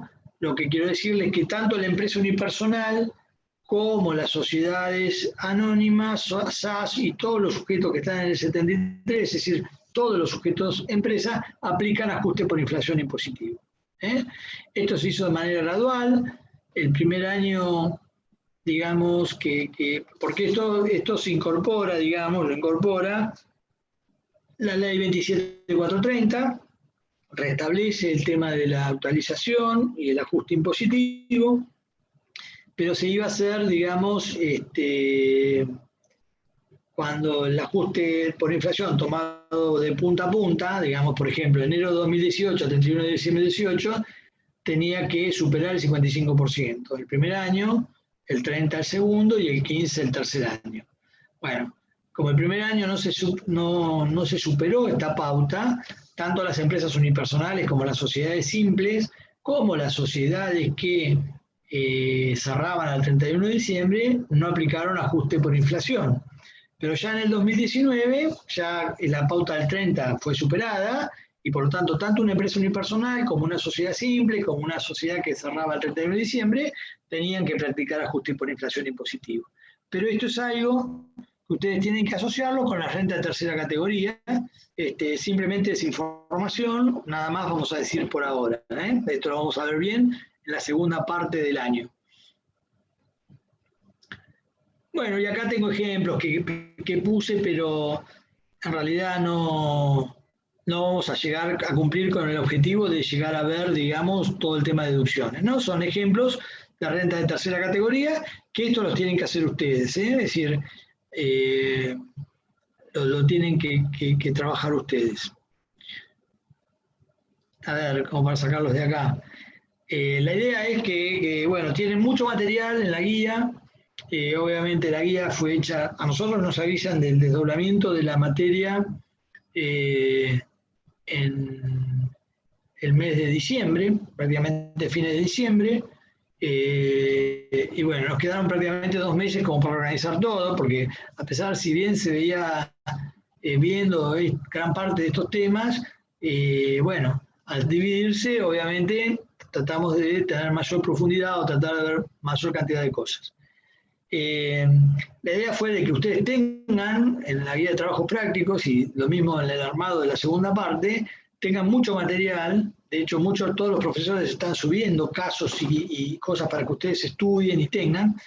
Y bueno, se requiere que, dada, digamos, la limitación que tenemos en el tiempo, no podemos ver todos los temas. Pero bueno, la idea es que ustedes se lleven tarea para el hogar y bueno, traten de armar los ejercicios para cuando las primeras horas de la clase de práctica, las dudas que pudieran llegar a tener sean evacuadas.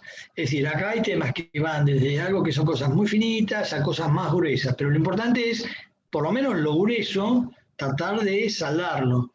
Ahora, yo les dije, chicos, que esto es imposible aprender impuestos ni en 4 meses, se necesita mucho tiempo, mucha dedicación.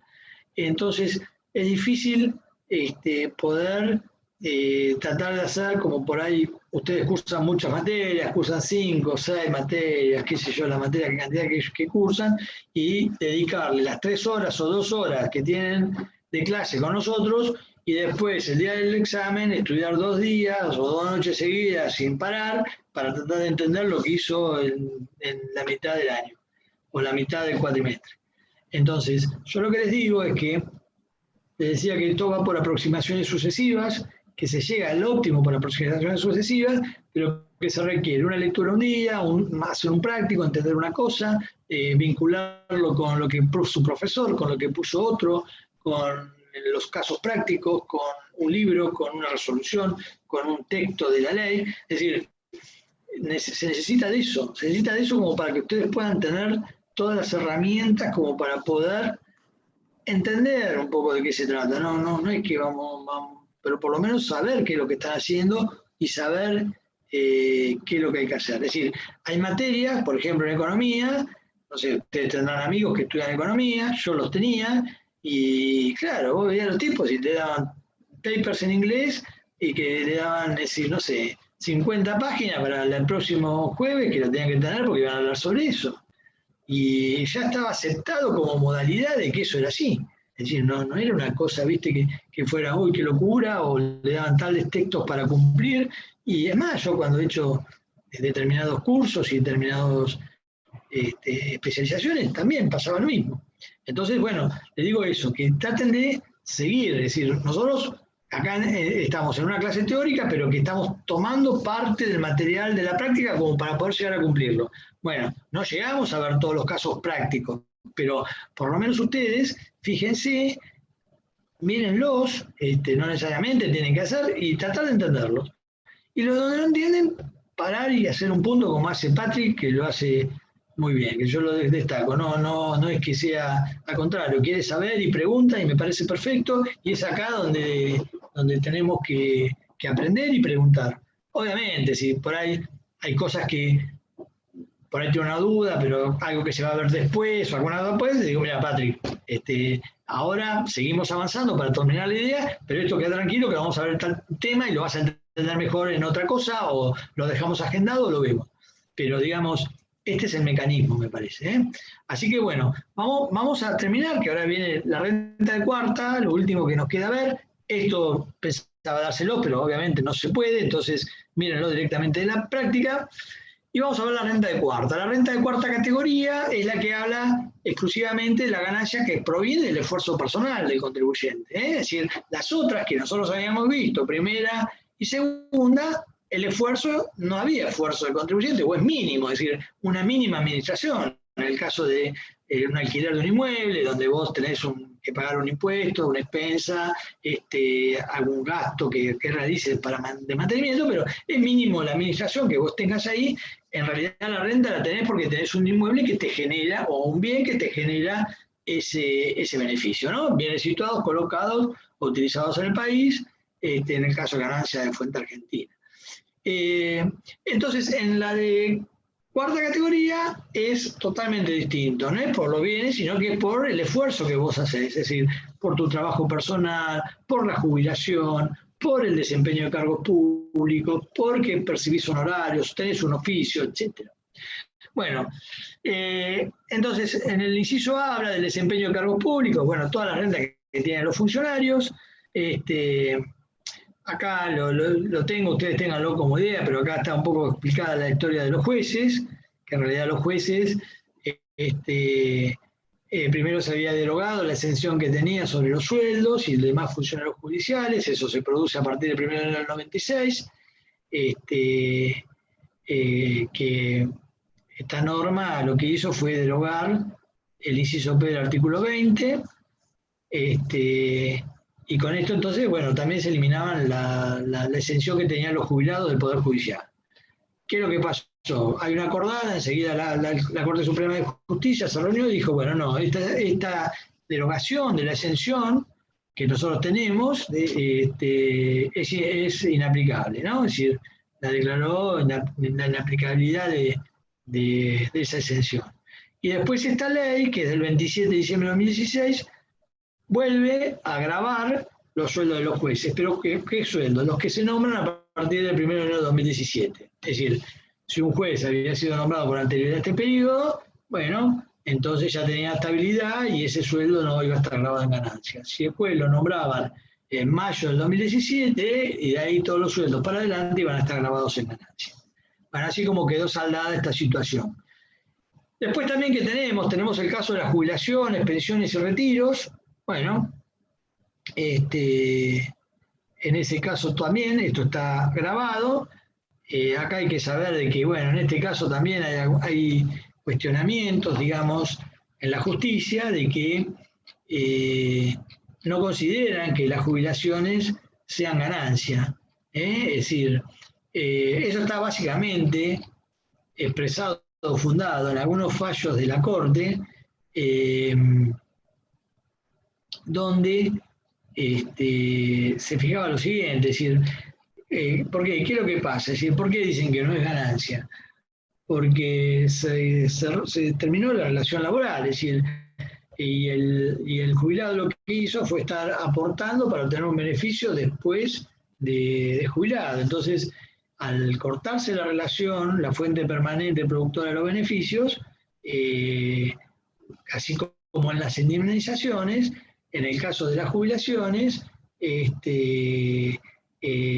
es que estaban cobrando un salario o algo, estaban cobrando por un aporte que habían hecho y que,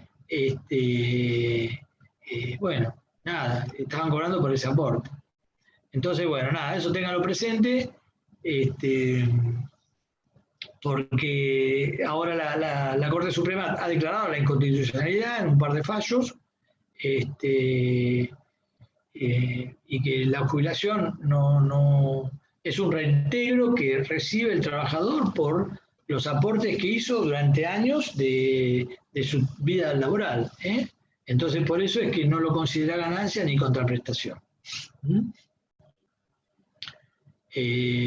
Solo para entonces, la jubilación entonces no es... No, la jubilación ahora está grabada. Ahora está grabada. Pero hubo jubilados que fueron a la justicia, uno el caso de García María Isabel contra FIP, otro me sale Kicillof, pero no, es más o menos decir Katkov, algo así, contra Administración de Ingreso Público, una cosa así. Bueno, estos fallos están en los ejemplos, ¿no? Es decir, estos fallos lo que hacen es declarar, digamos, decir que sí, que la jubilación no es una ganancia, que no es una contraprestación, y además que también podría ocurrir que hay una doble imposición, porque el trabajador durante toda su vida laboral también pagó impuesto a las ganancias por el salario, y ahora que le van a querer cobrar también por los aportes que él hizo para que después le den la jubilación y también se lo van a querer grabar. Bueno, por ahí pasan los argumentos de la justicia, pero estos que fueron casos concretos de gente que hizo el planteo y la decisión de la justicia es individual para esa persona, no es que es general, ¿está bien? Entonces, por un lado está grabado, pero por otro lado sepan de que hay fallos en la justicia que han considerado eso. Yo acá no está, me comí que también se consideran ganancias los que están en el artículo 82, inciso B, los sueldos en relación de dependencia, ¿no? Eso también se consideran ganancias de cuarta categoría. Bueno, después tenemos beneficios netos derivados del cumplimiento del plan de seguro de retiros privados, los servicios prestados por los socios de las sociedades cooperativas, Acá el artículo 48G, que ya lo habíamos visto cuando veíamos renta de segunda, decía que el interés accionario que distribuían las cooperativas, excepto la de consumo. Cuando eran la distribución en las cooperativas de trabajo, eso se aplica el artículo 82 inciso E y se considera renta de cuarta, que es este que aparece acá. Bueno, los ejercicios de las profesiones liberales, ejercicio de profesiones liberales, oficios, gestor de negocios, director de sociedades, fiduciario, etcétera, ¿no? Y después también, por último, tenemos los derivados de las actividades de corredor, viajante de comercio y despachante de aduana.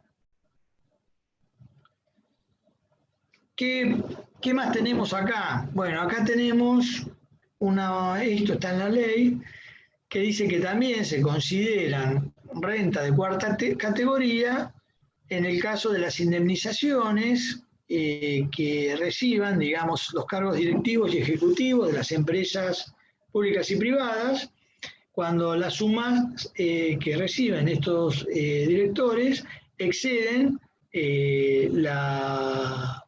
la indemnización que está fijada en la norma laboral, ¿no es cierto? Y esto es producto de su desvinculación laboral. Con respecto a este punto, nosotros teníamos varios fallos, digamos, que yo les decía. Esos fallos lo que hacían, uno era Lorenzo, Amelia Beatriz, no me acordaba el nombre, otro es Cuevas también, Miguel Ángel. Bueno, en estos casos que decían que la Corte decía que, bueno, vos estabas recibiendo un sueldo y te indemnizan, bueno, entonces, ¿qué pasa? Ya dejó de tener periodicidad. Es decir, la periodicidad, ¿se acuerdan que era también, se podía dar en forma potencial o real? Yo cobro sueldos, ahí tengo una periodicidad real. Ahora, yo no cobro más el sueldo porque me indemnizan. Esa indemnización no puede ser considerada que es una periodicidad potencial. ¿Por qué? Porque se ha perdido la fuente productora del beneficio y por lo tanto eso no forma parte de, digamos, de un concepto que esté grabado en ganancias para las personas humanas, que tenían que darse permanencia, periodicidad y habilitación. ¿Se acuerdan de esos tres elementos que hacían a la teoría de la fuente?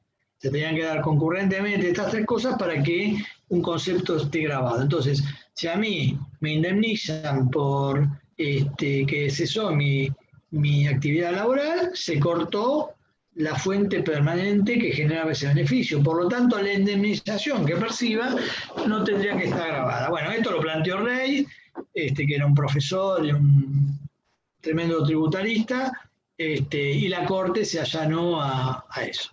Esto funcionó hasta que aparecen los legisladores en el 2018 y dicen, bueno, no, ley 27430. Dicen, bueno, está todo bien, pero en el caso de que sean directivos o ejecutivos de empresas y reciben por indemnización por su vinculación laboral montos que exceden lo que la ley laboral considera como normal, bueno, esas diferencias se consideran ganancias de cuarta. Esto es lo que dice esta parte del artículo 82. La reglamentación después nos va a decir qué se consideran cargos directivos, ¿no? Esto está en el artículo 180 y 181 del decreto reglamentario, y cuando uno se excede de los montos indemnizatorios. ¿A qué se considera una remuneración bruta mensual que se tome como base para el cálculo? Es que no puede superar 15 veces al salario mínimo vital y móvil vigente a la fecha de vinculación. Bueno, estas cuestiones aparecen en el decreto reglamentario y lo van a ver también en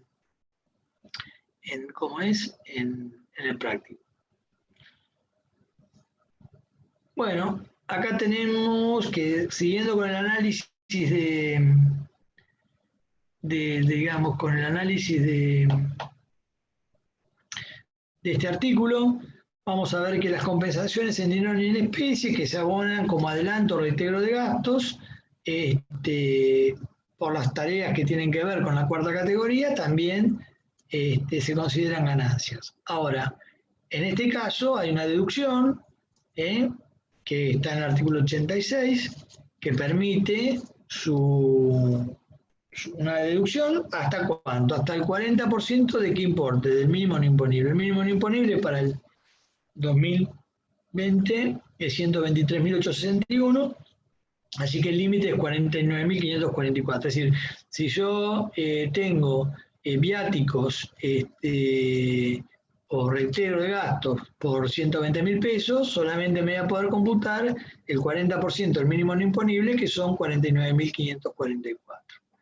Si esos viáticos corresponden a actividades que tienen el transporte de larga distancia, bueno, el límite está en el mínimo no imponible.